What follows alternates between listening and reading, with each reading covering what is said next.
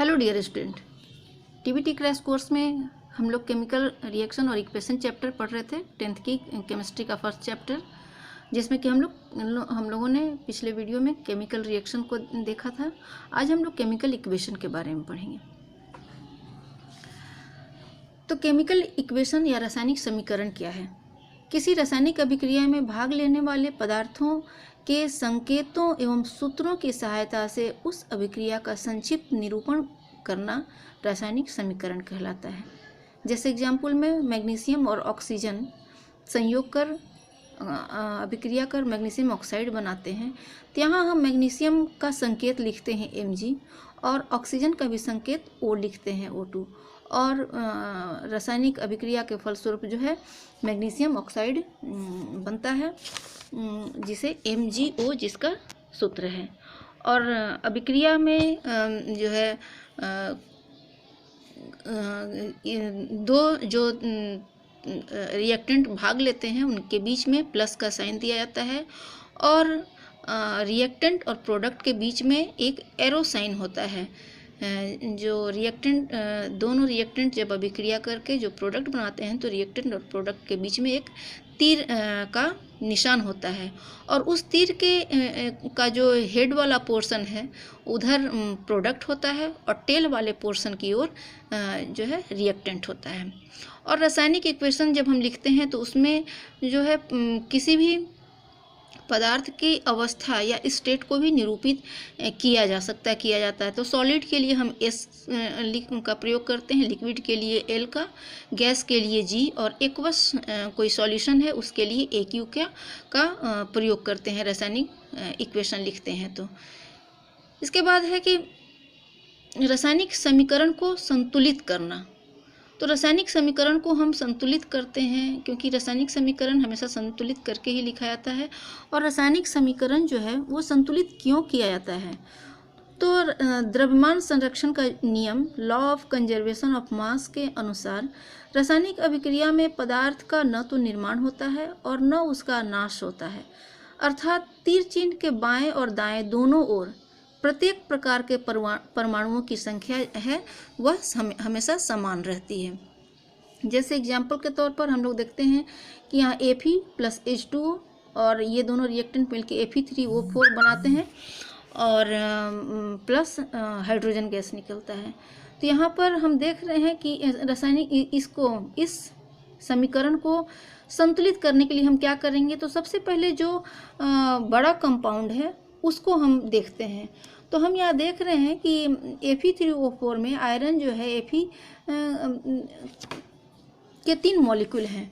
तो हम इस लेफ्ट साइड में भी रिएक्टेंट के साइड में भी Fe के आगे में 3 लिख दिए हैं, 3 लिख दिए हैं, जिससे कि Fe के 3 मॉलिक्यूल हो गए। फिर अब ऑक्सीजन के 4 मॉलिक्यूल हैं प्रोडक्ट में, तो यहाँ हम H2O जो है उसके आगे में अगर 4 लगा देते हैं तो ऑक्सीजन भी 4 हो जाता है। अब हम देख सकते हैं कि दोनों साइड जो है प्रत्येक पदार्थ जो है, प्रत्येक तत्व जो है, सभी के परमाणुओं की संख्या समान हो गई। उसी तरह मैग्नीशियम और ऑक्सीजन मिलकर मैग्नीशियम ऑक्साइड बनाते हैं। तो यहाँ पर हम देख रहे हैं कि ऑक्सीजन के 2 मॉलिक्यूल हैं, तो प्रोडक्ट की तरफ हम ऑक्सीजन के 2 मॉलिक्यूल करने के लिए प्रोडक्ट में आगे में 2 अगर लिख देते हैं तो फिर क्या होता है कि मैग्नीशियम के भी 2 मॉलिक्यूल हो गए। तो हम लेफ्ट साइड में मैग्नीशियम के आगे भी 2 लिख देते हैं, और इस तरह से हम लोग देख रहे हैं कि एरो के दोनों साइड में, दाएं और बाएं दोनों साइड में सभी पदार्थ जो हैं उनके परमाणुओं की संख्या इक्वल हो गई। तो इस तरह से हम उस समीकरण को संतुलित करते हैं। अब हम लोग देखेंगे कि कितने तरह के ये केमिकल रिएक्शन जो हैं कितने तरह के होते हैं। टाइप ऑफ केमिकल रिएक्शन के बारे में हम पढ़ेंगे। तो सबसे पहला टाइप है वह है संयोजन अभिक्रिया या कॉम्बिनेशन रिएक्शन। संयोजन अभिक्रिया वह है जिसमें 2 या अधिक पदार्थ, चाहे तत्व हों या यौगिक हों, परस्पर संयोग करके एक नए पदार्थ का निर्माण करते हैं, और नए पदार्थ के गुण मूल पदार्थ के गुण से बिल्कुल भिन्न होते हैं। जैसे A कोई पदार्थ है और B कोई पदार्थ है, दोनों मिलकर एक नए पदार्थ AB का निर्माण करते हैं। एग्जाम्पल के तौर पर हम देखते हैं जैसे बर्निंग ऑफ कोल, कोयले का जो जलना है उसमें क्या होता है, कोयले को जब ऑक्सीजन जलने का मतलब ऑक्सीजन के प्रेजेंस में, तो ऑक्सीजन के प्रेजेंस में जब उसको जलाया जाता है तो कार्बन डाइऑक्साइड निकलता है। यहाँ हमने इस इक्वेशन में स्टेट को भी नोटिफाई किया है। कार्बन सॉलिड है तो इसलिए उसके लिए एस का प्रयोग किया है, ऑक्सीजन गैस है तो उसके बगल में ब्रैकेट में हमने जी लिखा है, और कार्बन डाइऑक्साइड गैस है तो वहाँ भी जी का प्रयोग किया है। दूसरा एग्जाम्पल है फॉर्मेशन ऑफ वाटर। तो यहाँ हाइड्रोजन और ऑक्सीजन दोनों मिलकर वाटर का निर्माण कर रहे हैं। तो यहाँ पर भी क्या हो रहा है, कम्बिनेशन रिएक्शन, दो पदार्थ आपस में मिलकर एक नए पदार्थ का निर्माण कर रहे हैं। तो जैसे कार्बन और ऑक्सीजन मिलकर कार्बन डाइऑक्साइड का निर्माण कर रहे हैं। दूसरे एग्जाम्पल में हाइड्रोजन और ऑक्सीजन दोनों का कम्बिनेशन हुआ, संयोग हुआ, इसलिए इसे संयोजन अभिक्रिया कहते हैं। और हाइड्रोजन ऑक्सीजन मिलकर जल का निर्माण कर रहे हैं। दूसरा टाइप है डिकम्पोजिशन रिएक्शन, जिसे हिंदी में वियोजन या अपघटन अभिक्रिया भी कहते हैं। तो वियोजन या अपघटन वह अभिक्रिया है जिसमें किसी यौगिक के बड़े अणु के टूटने से दो या अधिक सरल यौगिक बनते हैं। तो पिछले में हम लोग ने कम्बिनेशन में था कि दो तत्व या दो यौगिक आपस में मिलकर एक नए अणु का या नए यौगिक का निर्माण करते हैं। यहाँ हम देखते हैं कि कोई बड़ा यौगिक जो है वह विघटित होता है, डिकम्पोज करता है और उससे फिर नए यौगिक, सिंपल यौगिक का निर्माण होता है। जैसे ए कोई कंपाउंड है और इसमें यह डिकम्पोज करके बी और सी सिंपल कंपाउंड बनाता है, सिंपल कंपाउंड में डिकम्पोज हो जाता है।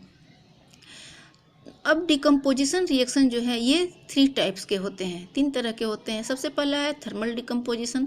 थर्मल डिकम्पोजिशन जब कोई कंपाउंड जो है वो हीट के द्वारा जो है उसको डिकम्पोज किया जाता है। तो यहाँ कैल्शियम कार्बोनेट जो है उस पर अगर हीट के उपस्थिति में अभिक्रिया कराया जाता है तो वह डिकम्पोज होकर कैल्शियम ऑक्साइड और कार्बन डाइऑक्साइड बनाता है। दूसरा टाइप जो है डिकम्पोजिशन रिएक्शन का वह है इलेक्ट्रोलाइटिक डिकम्पोजिशन।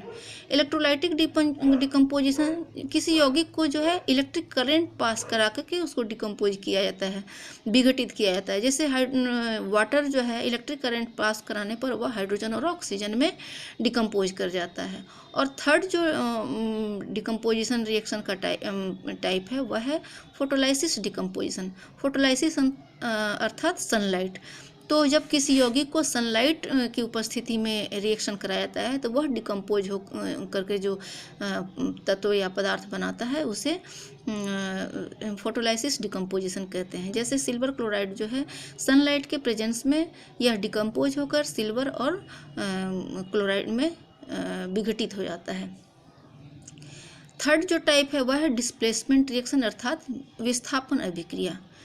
तो वह अभिक्रिया जिसमें किसी अणु में उपस्थित किसी परमाणु या परमाणुओं के समूह को किसी दूसरे परमाणु द्वारा विस्थापित कर दिया जाता है तो वह विस्थापन अभिक्रिया कहलाती है। इसके एग्जाम्पल में हम देख रहे हैं कि जैसे आयरन है और कॉपर सल्फेट के विलयन में जब उस आयरन के कील या कांटी को, जब लोहे की कांटी को कॉपर सल्फेट के जलीय विलयन में डाल दिया जाता है तब लोहा जो है वह कॉपर सल्फेट से कॉपर को विस्थापित कर देता है, डिस्प्लेस कर देता है। क्योंकि आयरन जो है हाईली रिएक्टिव है तो वह क्या करता है कि कॉपर को डिस्प्लेस कर देता है और उस स्थान पर आयरन सल्फेट के साथ जुड़कर फेरस सल्फेट बनाता है और कॉपर जो है वह अलग हो जाता है। तो जिसके कारण इस अभिक्रिया में क्या होता है, कॉपर सल्फेट का जो सॉल्यूशन है उसका रंग पहले से नीला रहता है, लेकिन जब उसमें आयरन या लोहे की कांटी को डाला जाता है तो वह कॉपर सल्फेट से कॉपर को विस्थापित कर देता है और फेरस सल्फेट बनने के कारण जो है उस विलयन का रंग जो है हल्का हरा हो जाता है। तो यह जो है जो हाईली रिएक्टिव जो एलिमेंट है वो अपने से कम क्रियाशील एलिमेंट को विस्थापित कर देता है। इसके बाद चौथा जो टाइप है वह है डबल डिस्प्लेसमेंट या उभय विस्थापन अभिक्रिया। तो इसमें क्या होता है कि उभय विस्थापन अभिक्रिया में दो यौगिक अपने आयनों का एक्सचेंज या आदान प्रदान करके दो नए यौगिक का निर्माण करते हैं। यहाँ जैसे कि हम देख रहे हैं एग्जाम्पल में कि सोडियम क्लोराइड के विलयन में silver nitrate AgNO3 silver nitrate का विलयन डालने पर सिल्वर क्लोराइड और सोडियम नाइट्रेट बनता है। सिल्वर क्लोराइड बना AgCl। यह उसके बगल में हमने उल्टा तीर दिखाया है, इसका मतलब यह प्रेसिपिटेट है, यह पेंदी में यह अवक्षेप के रूप में जमा हो जाता है और क्या बनता है, सोडियम नाइट्रेट बनता है, जिसमें तो इसमें जो प्रतिक्रिया के फलस्वरूप जो प्रोडक्ट बनता है जिसमें कि सिल्वर क्लोराइड जो है वह अवक्षेप के रूप में प्राप्त होता है और सोडियम नाइट्रेट प्राप्त होता है। इसके बाद पांचवा जो टाइप है केमिकल रिएक्शन का वह है oxidation reaction, oxidation and reduction reaction या ऑक्सीकरण अवकरण अभिक्रिया। तो ऑक्सीडेशन वैसी रासायनिक अभिक्रिया, ऑक्सीडेशन क्या है पहले उसके बारे में जान लेते हैं, फिर रिडक्शन के बारे में जानेंगे। तो ऑक्सीडेशन वैसी रासायनिक अभिक्रिया है जिसमें किसी तत्व या यौगिक से ऑक्सीजन का संयोग या हाइड्रोजन का निष्कासन होता है। तो यहाँ हम लोग एग्जाम्पल में देख रहे हैं कि कॉपर प्लस ऑक्सीजन मिलकर कॉपर ऑक्साइड बनाते हैं। तो यहाँ पर कॉपर ऑक्साइड में क्या हो रहा है, ऑक्सीजन का संयोग हो रहा है, इसलिए यहाँ क्या हो रहा है, ऑक्सीडेशन हो रहा है।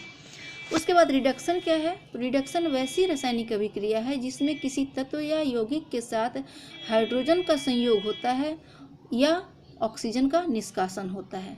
तो यहाँ हाइड्रोजन और क्लोरीन मिलकर हाइड्रोजन क्लोराइड बना रहे हैं। तो यहाँ क्लोरीन के साथ हम प्रोडक्ट में देख रहे हैं कि क्लोरीन के साथ क्या हुआ, हाइड्रोजन का संयोग हुआ। तो हाइड्रोजन का संयोग जब होता है तो वह रिडक्शन कहलाता है। अब है कि ऑक्सीडेशन और रिडक्शन दोनों ऐसी अभिक्रियाएं हैं जो कि हमेशा साथ साथ होती हैं। कभी ऑक्सीडेशन रिडक्शन किसी भी रिएक्शन में, किसी भी रासायनिक अभिक्रिया में अकेले ऑक्सीडेशन या रिडक्शन नहीं होता है। तो ऑक्सीडेशन और रिडक्शन दोनों रासायनिक क्रियाएं सदैव साथ साथ होती हैं, इसलिए इसको क्या कहते हैं, रेडॉक्स रिएक्शन कहते हैं। तो यहाँ हम एग्जाम्पल में देख रहे हैं कि कॉपर ऑक्साइड है प्लस हाइड्रोजन, तो और जो प्रोडक्ट बनता है कॉपर प्लस वाटर।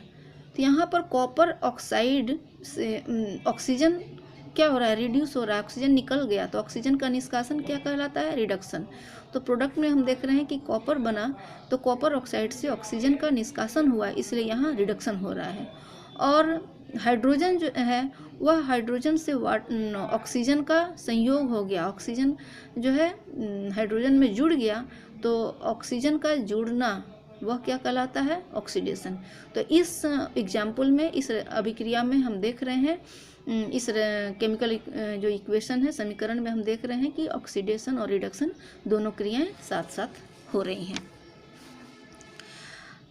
अब इसके बाद है कि हमारे दैनिक जीवन में ऑक्सीडेशन रिडक्शन जो अभिक्रिया है उसके क्या क्या महत्व है।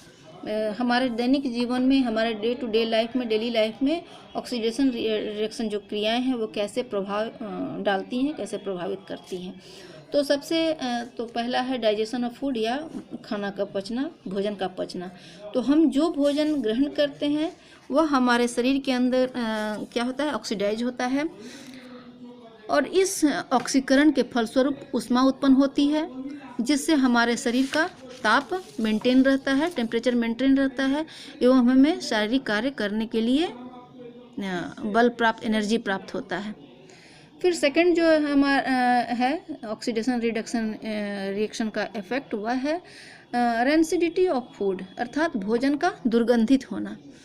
तो हम जानते हैं कि ताज़े भोजन के गंध एवं स्वाद प्रिय होते हैं।